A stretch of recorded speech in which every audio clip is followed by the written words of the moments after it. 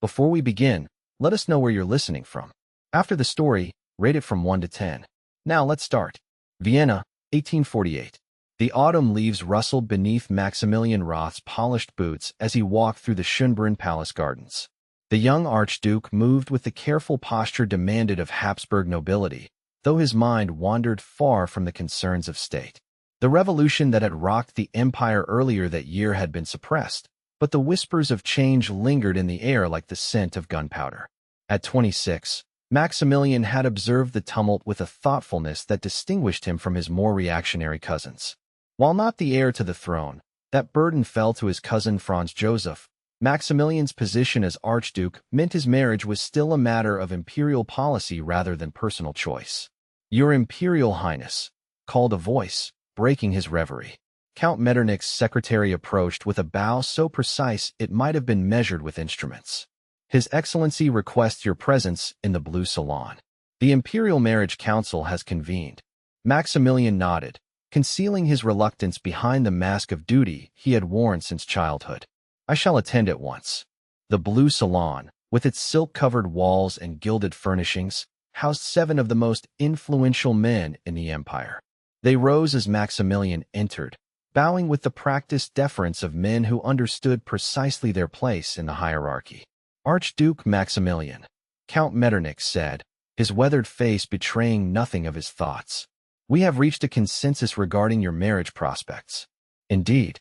Maximilian kept his voice neutral despite the sudden tightness in his chest. "Princess Adelheid of Saxe-Meiningen." Chancellor Metternich's voice carried the finality of imperial decree. "The alliance will strengthen our eastern borders and bring a considerable dowry. The wedding shall take place in spring."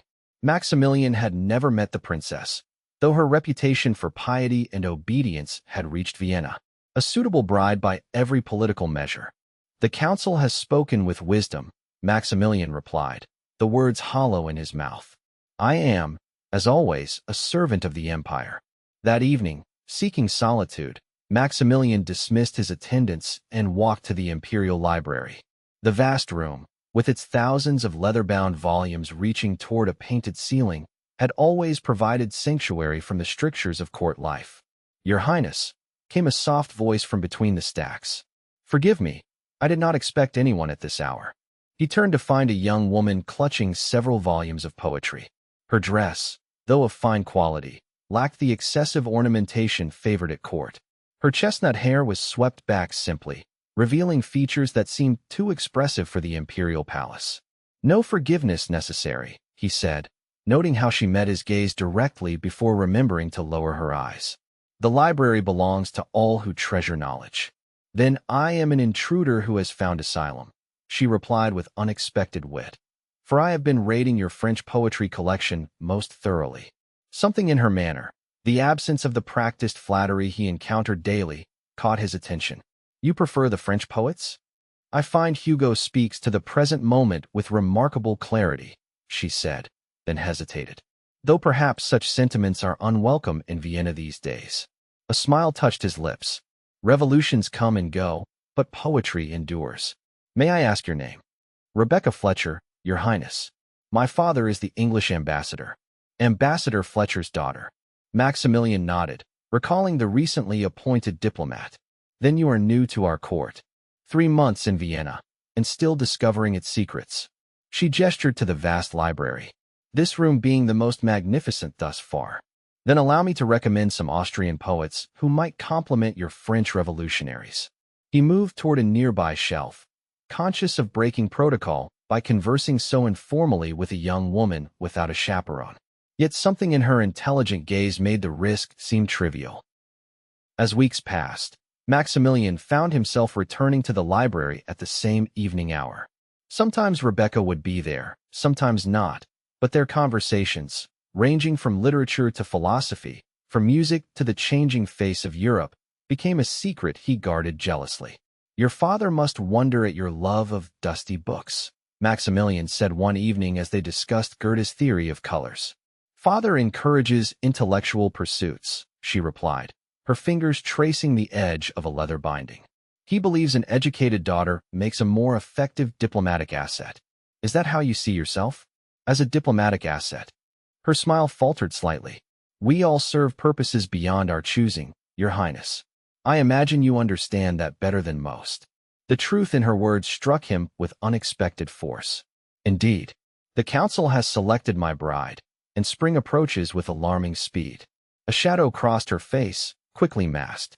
"I heard. Princess Adelheid is said to be most accomplished." "So I am told, though we have exchanged only formal letters." He hesitated. Letters that contain many words, yet say nothing of consequence. "Perhaps in person, you will discover depths not revealed in court-approved correspondence." "Perhaps." He studied her face, noting how candlelight softened her features. "Or perhaps there are those who reveal their depths more readily in conversation than any princess bound by royal protocol." Rebecca's cheeks colored slightly. "Your Highness should be cautious with such observations." "Maximilian," he said quietly, "when we are alone among the books, could you not call me Maximilian?" Her eyes widened. "That would be most improper. More improper than our unchaperoned literary discussions." He smiled. "If we are to commit indiscretions, let them at least include the pleasure of hearing my name spoken without titles." "Maximilian," she said, testing the syllables carefully, as if tasting an exotic fruit. The sound of his name in her voice created a warmth he had not anticipated. The preparations for Maximilian's engagement proceeded with the inexorable precision of imperial machinery. Portraits of Princess Adelheid arrived, showing a pale, serious young woman with proper posture and downcast eyes. The diplomatic communications grew more frequent, the details of the marriage contract more specific.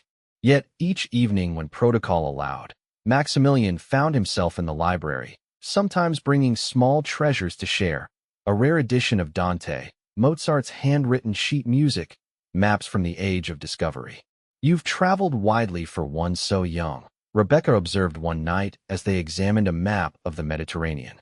"The privilege of my position," he acknowledged, "though I suspect I have seen less of the world than I have read about in these rooms." "Which place called to you most strongly?" He considered the question seriously. "Mexico, perhaps. The light there has a quality unlike anything in Europe. The colors seem truer somehow." "Will you return?" "Unlikely. My duties will keep me in Vienna, especially after." He didn't finish the sentence, but her nod showed she understood. "Your bride may enjoy traveling," she suggested gently. "Princess Adelheid is said to prefer domestic comforts. Her letters suggest a woman content with palace life." Rebecca's fingers fidgeted with her pendant, a simple gold locket that seemed too modest for a diplomat's daughter. "You sound disappointed." "Do I?" He smiled ruefully. "I should not. A stable, traditional consort is precisely what the council sought." "And what did you seek, Maximilian?" The question, spoken softly, hung between them like a challenge. Before he could answer, the library door opened. They moved apart instinctively, Rebecca retreating between the bookshelves as Baron Kemeny, the imperial chamberlain, entered. "Your Imperial Highness," the Baron said with a bow, his eyes flicking briefly to Rebecca's retreating figure. "Count Metternich requests your presence regarding the engagement announcement." "Of course," Maximilian replied smoothly. "I was just recommending some Austrian history to Ambassador Fletcher's daughter." The Baron's expression revealed nothing, but Maximilian recognized the calculation behind his eyes. Court gossip was as valuable as gold, and the sight of the Archduke alone with an unmarried woman would certainly be noted. That night, Maximilian penned a letter to Rebecca, warning her that their library meetings might be observed more closely. He sealed it with plain wax, without his crest, and trusted it to his most discreet servant for delivery. Her reply came the following day, hidden inside a returned volume of poetry. Wisdom suggests we exercise caution. Perhaps the rose garden near the eastern gate offers fresh air and privacy for literary discussions. For a clock, when the gardeners take their tea. With respect, are the rose garden, though less secluded than the library, offered the advantage of being visible enough to avoid impropriety, while providing alcoves where conversation could remain private. Throughout December, as snow dusted Vienna's spires, they met whenever diplomatic functions brought Rebecca to the palace. "The engagement will be announced at the New Year's ball," Maximilian told her one crisp afternoon, their breath forming clouds in the winter air. "Princess Adelheid arrives next week." Rebecca's gloved hands tightened around her muff. Then these meetings should end. Why? We've done nothing improper, haven't we? Her eyes met his, more direct than any court lady would dare. Not in deed, perhaps, but in thought, in feeling. The silence between them acknowledged what neither had spoken aloud. I cannot offer you anything, he said finally, the words painful in their honesty. I have never asked for anything, she replied, except perhaps the pleasure of conversation without pretense. He reached out, an impulse he couldn't suppress, and touched her gloved hand briefly. You have given me a gift I never expected, to be seen as myself, not as my title. I see a man trapped by duty, she said softly, who dreams of Mexican light and French poetry. The New Year's ball transformed the palace into a glittering fantasy of candles and crystal. Maximilian stood beside Princess Adelheid as they received the congratulations of Europe's nobility. The princess was exactly as her portrait had suggested, proper, reserved, and utterly correct in every gesture.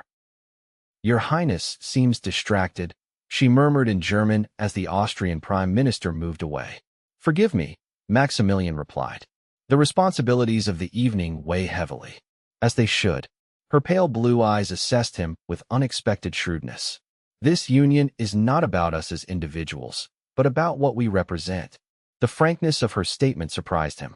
You speak with remarkable clarity, Princess. I was raised to understand my purpose, she said simply. As were you. Across the ballroom, he caught sight of Rebecca in a modest gown of deep blue, conversing with an elderly Russian duchess. As if sensing his gaze, she looked up, their eyes meeting for a brief moment before she returned her attention to the duchess. Later, as the dancing commenced, protocol demanded Maximilian partner various noblewomen, including his fiancée. Princess Adelheid danced with perfect technique and absolutely no joy, her face a study in composed indifference. You dance beautifully, he offered. Thank you. My instructor was most demanding. Her response was polite, but revealed nothing of herself. When diplomatic courtesy required him to dance with Ambassador Fletcher's daughter, Maximilian felt an uncomfortable awareness of every eye in the room upon them. You are the subject of much speculation, he said quietly as they moved through the figures of the dance. Am I? Rebecca kept her expression pleasantly neutral. Perhaps they wonder what literary recommendations an archduke might make to a mere diplomat's daughter. Princess Adelheid asked about you, he admitted. The Baron must have mentioned our library encounters. Alarm flickered in her eyes. What did you tell her? That you have a remarkable mind and a refreshing lack of sycophancy. The corner of his mouth twitched, though I phrased it more diplomatically. And what did she say to that? She observed that diplomatic daughters are often raised to appear intellectual to attract advantageous matches. Rebecca missed a step, recovering quickly. She questions my sincerity? She questions everyone's sincerity. It may be her only defense in a world where she has little choice. As winter yielded to spring, Maximilian found himself increasingly occupied with marriage preparations. Princess Adelheid established her household within the palace, surrounded by ladies chosen by the Imperial Marriage Council for their impeccable breeding and absolute loyalty to the Habsburg dynasty. Maximilian's meetings with Rebecca became less frequent and more circumspect. A brief exchange at a diplomatic reception, a few moments in the palace gardens when her father attended official functions. Each encounter left him more convinced of the impossible dilemma he faced: duty to an empire that had shaped his every day since birth, or the unprecedented feeling of being truly known by another's soul. In April, with the wedding mere weeks away, Ambassador Fletcher announced his daughter would return to England to attend to her ailing grandmother. When do you depart? Maximilian asked when chance allowed them a moment's conversation at a musical evening. 3 days hence, Rebecca replied, her fingers nervously adjusting her locket. Father believes a separation from Vienna's climate will restore my health. Maximilian noted the shadows beneath her eyes, the slight pallor of her complexion. You have been unwell. Merely tired, she said with a wan smile. The diplomatic season has been demanding. He recognized the fiction but accepted it. Will you return for the wedding? I think not. Her voice remained steady, though her eyes betrayed her. Grandmother will require extended care. That night, Maximilian found himself unable to sleep, pacing his chambers until dawn broke over Vienna. When his valet arrived, he dictated a note to be delivered to the English ambassador's residence. The imperial art collection includes several works you expressed interest in examining. As curator, I would be pleased to arrange a private viewing before your departure. The Belvedere at noon tomorrow would be most convenient. The Belvedere Palace's upper gallery, with its magnificent Klimt collection, provided enough privacy for conversation while remaining sufficiently public to avoid scandal. When Rebecca arrived, accompanied by her lady's maid who discreetly remained at the far end of the gallery, Maximilian was struck by the careful composure of her features. "You leave Vienna tomorrow," he said without preamble. "Yes." She studied a painting rather than meeting his eyes. "My grandmother's condition requires family presence." Rebecca, the use of her given name, without titles, drew her gaze to his. "We both know why you're leaving." A slight tremor in her hands betrayed her emotion. "It is better this way. For everyone." "Is it?" He moved closer, keeping a proper distance but speaking low enough that only she could hear. "These past months, you have shown me a world beyond duty and protocol. You have seen me, not the Archduke, but the man. A man bound by obligations I cannot and would not ask you to forsake," she answered firmly. "Your marriage secures alliances that protect thousands. What could I possibly offer to outweigh that?" "Understanding." The word emerged with unexpected intensity. "In all my life, no one has understood me as you do." She closed her eyes briefly, composing herself. "Understanding is not enough to build a life upon, Maximilian. Not for men in your position. Then what would you have me do?" The question contained all the frustration he had suppressed for months. "What you must," she replied simply. "What you have always done. Serve your empire. Honor your commitments. Be the man you were raised to be." Her hand moved to the locket at her throat, a gesture he had noticed many times before. "May I ask what you keep in there?" "I've always wondered." The question seemed to startle her. After a moment's hesitation, she unclasped the simple gold pendant and opened it. Inside was not a portrait as he had expected, but a small pressed flower, a forget-me-not. "From the palace rose garden," she explained softly. "Our first meeting there. Foolish sentiment, I know." Without thinking, he reached out, his fingers brushing hers as he touched the delicate, dried petals. "Not foolish. Human." The sound of footsteps interrupted them. Princess Adelheid entered the gallery, accompanied by two of her ladies. Her cool gaze took in the scene, Maximilian and Rebecca standing close together, the open locket between them. "Your Imperial Highness," Adelheid said with perfect poise. "I was told I might find you here. The wedding tailor requires your approval on the final designs." Maximilian straightened, withdrawing his hand. "Of course. I was just showing Miss Fletcher the Klimt collection before her departure for England." "How considerate." The princess's tone revealed nothing, but her eyes missed nothing. "Miss Fletcher, I understand you leave us tomorrow. May your grandmother's health improve swiftly." "You are most kind, Your Highness," Rebecca replied, curtsying deeply. "Not at all. Family obligations must take precedence." Adelheid's gaze lingered on the locket still open in Rebecca's palm. "What a charming piece. A keepsake." "A gift from my mother," Rebecca answered smoothly, closing it and returning it to her neck. "Touching." The princess turned to Maximilian. "Shall we, Your Highness?" The imperial schedule waits for no one, not even archduchesses-to-be.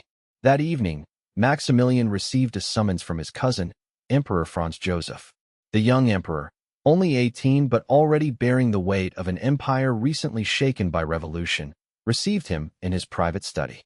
"Cousin," Franz Joseph said without preliminary greetings, "rumors reach me about your friendship with the English ambassador's daughter." Maximilian kept his expression neutral. "Miss Fletcher is a young woman of intelligence and culture. We have discussed literature and art on several occasions." Several occasions too many, according to Chancellor Metternich. The emperor sighed, suddenly looking older than his years. "Maximilian, you know how precarious our position remains. The alliance with Saxe-Meiningen will proceed as planned," Maximilian interrupted. "I have never suggested otherwise." Franz Joseph studied him closely. "The princess herself has expressed concerns." This surprised him. "Princess Adelheid has said nothing to me." "She would not. She understands her role too well." The emperor rose, pacing to the window overlooking Vienna. "She requested only one thing." that Miss Fletcher's departure for England be made permanent. No posting to Vienna for her father after this current appointment ends. The implications struck Maximilian like a physical blow. That is unnecessarily harsh. The ambassador has served with distinction. The ambassador will receive a prestigious posting elsewhere. This is not negotiable, Maximilian. Franz Joseph's tone softened slightly. The girl leaves tomorrow. Say your farewells if you must, but discreetly. Then put this behind you.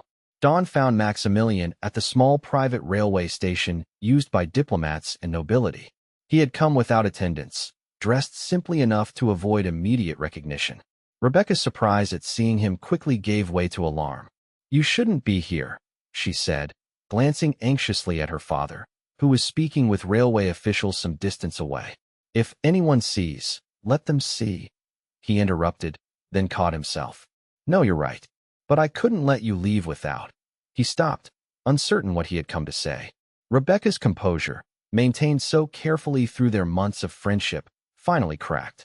"Please don't make this harder than it already is. I never meant to cause you pain. Nor I you." She smiled sadly. "But we were foolish to think hearts could remain uninvolved in our literary discussions." He reached into his coat and withdrew a small package. "For your journey." She unwrapped it carefully to reveal a first edition of Hugo's poems and gasped softly. "Maximilian, this is too valuable, not nearly valuable enough," he said quietly. "There is a letter pressed between pages 42 and 43. Read it when you are far from Vienna." The train whistle sounded. Ambassador Fletcher turned, spotting Maximilian with a diplomat's careful neutrality. "Your Highness," he said with a bow. "An unexpected honor. I came to wish you safe travels, Ambassador, and to thank you for your service to our nation's friendship." Fletcher's eyes, so like his daughter's, revealed understanding beyond his words. "It has been my privilege to serve in Vienna, Your Highness. Perhaps our paths will cross again in different circumstances. Perhaps." Maximilian bowed to Rebecca. "Miss Fletcher, may your grandmother's health improve swiftly." "Thank you, Your Imperial Highness." Her curtsy was perfect, her eyes lowered appropriately. Only the slight tremor in her voice betrayed her emotion. "May your upcoming marriage bring you every happiness." As the train pulled away, Maximilian remained on the platform until it disappeared from sight, carrying with it a future he had only dared imagine in the quietest moments of night. The wedding preparations accelerated. Maximilian performed his duties with the precision expected of Habsburg royalty, attending fittings, approving menus, reviewing guest lists. If the palace staff noticed his increased solitude, his tendency to retreat to the library late at night, none dared comment. Princess Adelheid managed her side of the preparations with equal efficiency. They met daily now, their conversations never straying beyond the practicalities of their impending union. She remained correct, composed, and utterly impenetrable. A week before the wedding, Maximilian was surprised to receive a request from his fiancée to meet privately in the palace gardens. He found her seated on a stone bench, her pale hands folded neatly in her lap, two ladies-in-waiting position just far enough away to allow conversation without hearing its contents. "Your Highness," she greeted him formally. "Princess." He bowed and took the seat she indicated beside her. "You wish to speak with me?" "Yes." For the first time, he detected uncertainty in her manner. "I have been contemplating our future together." "As have I," he replied carefully. "Have you?" Her blue eyes, usually so guarded, studied him with surprising directness. "Or have you been contemplating a future that can never be?" The question hung between them, dangerous in its accuracy. "I understand my responsibilities," he said finally. "As do I." She smoothed an invisible wrinkle from her skirt. "I was raised from birth to make a suitable match, to strengthen alliances, provide heirs, and maintain the dignity of whatever household I joined. These duties I can and will fulfill. I would expect nothing less. What you might not expect," she continued with unexpected frankness, "is that I might prefer a husband whose heart is not given elsewhere." Maximilian stiffened. "Princess, please." She raised a hand to stop him. "I am not without eyes or understanding. The English ambassador's daughter. I have made inquiries. She is well educated, of good family if not royal blood, and by all accounts, possesses a genuine intelligence rather than the superficial accomplishments most young ladies cultivate." Rebecca, Miss Fletcher, has returned to England. At my request, Adelheid acknowledged. A decision I now question. This admission startled him. Why? Because a marriage without mutual respect is merely an alliance of bodies, not minds or spirits. She met his gaze steadily. I had hoped for something more than duty between us, Maximilian. Not love, perhaps, that is rarely granted to people of our station, but partnership. Understanding. The echo of Rebecca's words struck him forcefully. I would never dishonor you, he said quietly. I believe you. A sad smile touched her lips. But I find I cannot bear the thought of living forever in the shadow of what might have been, of competing with a ghost of memory. What are you saying? I am saying, she replied with newfound resolution, that I release you from our engagement. Maximilian stared at her in disbelief. The political implications can be managed. A diplomatic illness on my part. A postponement that gradually becomes permanent. The alliance can be secured through other means. She straightened her shoulders. I will bear the responsibility. A nervous disposition, perhaps, too fragile for the rigors of Habsburg court life. The emperor will never allow it. The emperor, she said with surprising firmness, faces revolution across his domains. A quietly dissolved engagement is hardly his most pressing concern. Maximilian studied her with new respect. Why would you do this? Because I have lived my entire life according to others' expectations. Her voice softened. Just once, I would like to make a choice that serves my heart rather than my duty. Even if that choice is to step aside. And what of your future? There are other matches to be made. Perhaps even one where I might be valued for myself. She rose, signaling the end of their conversation. Consider carefully, Maximilian. This offer expires with the setting sun. By morning, our paths must be chosen. That night, Maximilian requested a private audience with Emperor Franz Joseph. For 2 hours, they remained closeted in the imperial study, voices occasionally rising enough for the guards outside to exchange concerned glances. When Maximilian emerged, his face revealed nothing of the conversation's outcome. He walked directly to his chambers and summoned his most trusted aide. I require a letter delivered to England, he said, with the greatest urgency and the utmost discretion. The imperial wedding was postponed due to Princess Adelheid's sudden illness, a mysterious nervous condition that her physicians suggested made her unsuitable for the Habsburg court's demands. She returned to Saxe-Meiningen with profuse apologies and substantial diplomatic gifts to smooth any ruffled feathers. Maximilian, citing the need for fresh perspective after the disappointment, requested and received permission to undertake a diplomatic tour of Europe's capitals. His first stop, curiously enough, was London. On a misty June morning, Maximilian Roth, traveling as Count Hofburg rather than Archduke Maximilian, called at a modest but respectable townhouse in Belgravia. Ambassador Fletcher received him in a small study lined with books. Count Hofburg, Fletcher said, using the pseudonym with a diplomat's discretion. What an unexpected pleasure. Ambassador, Maximilian replied. I hope I find you well. Quite well, though adjusting to London after Vienna has been a challenge. Fletcher gestured to a chair. May I offer refreshment? Thank you, no. I've come on a matter of some delicacy. Maximilian hesitated, then continued with uncharacteristic directness. It concerns your daughter. Fletcher's expression revealed nothing. Rebecca is currently visiting friends in the countryside. Is she? Maximilian smiled slightly. How curious. When I received a letter suggesting she might be found walking in St. James's Park at this very hour. A moment of silence passed between them. My daughter, Fletcher said carefully, has always been independent-minded, a quality I greatly admire. Fletcher studied him thoughtfully. What precisely are your intentions, your High Count? Honorable ones, Maximilian replied without hesitation.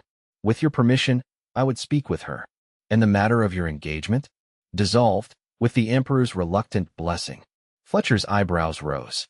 Indeed, that must have required considerable negotiation. The most difficult diplomatic challenge of my life, Maximilian admitted.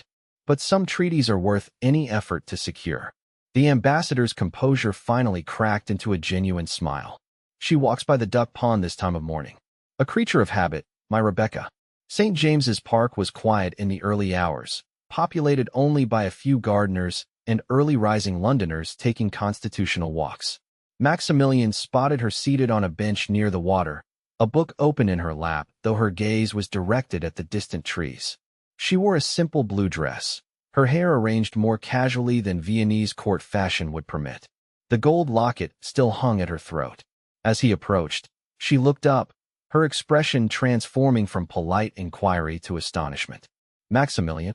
She rose unsteadily, the book falling forgotten to the ground. What are you doing in London?" He retrieved the book, Hugo's poems, he noted with satisfaction, and returned it to her. "I received a most interesting letter from Princess Adelheid after her return home." Rebecca's confusion was evident. "The princess wrote to you?" She suggested that a diplomatic tour might improve my perspective on European affairs. He smiled. "Beginning with England." "But your wedding, postponed indefinitely." The princess discovered an unfortunate nervous condition that makes her unsuitable for Habsburg court life. Understanding dawned in Rebecca's eyes. "She released you. She made a choice that served her heart rather than her duty." He took a step closer. "As did I, when I petitioned the emperor to allow me to seek a different bride." "Maximilian," she whispered, her composure finally breaking. "What are you saying?"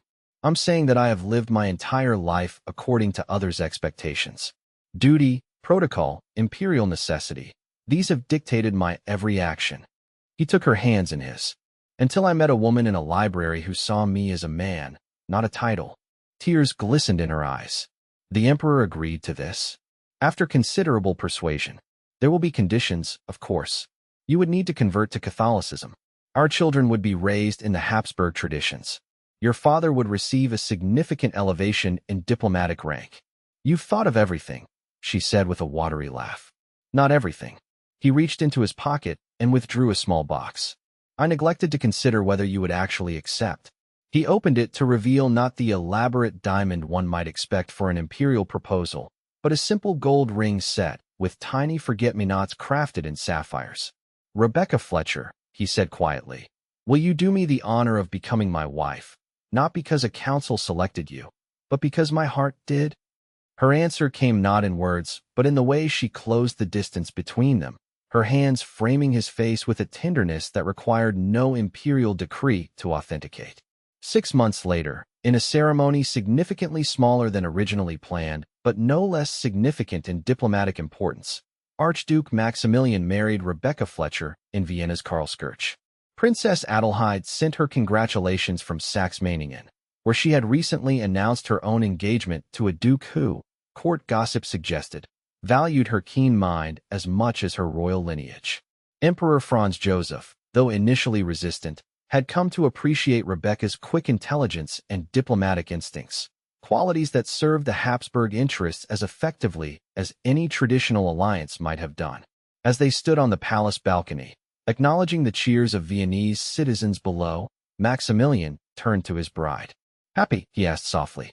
Rebecca touched the locket at her throat, which now contained a lock of his hair alongside the pressed forget-me-not. "Beyond any poetry's capacity to express." "Even Hugo's?" he teased. "Even his." She smiled, the expression warming her eyes in a way that still captivated him. "Though I suspect our story might inspire a few verses of its own. A story of duty and desire reconciled," he mused.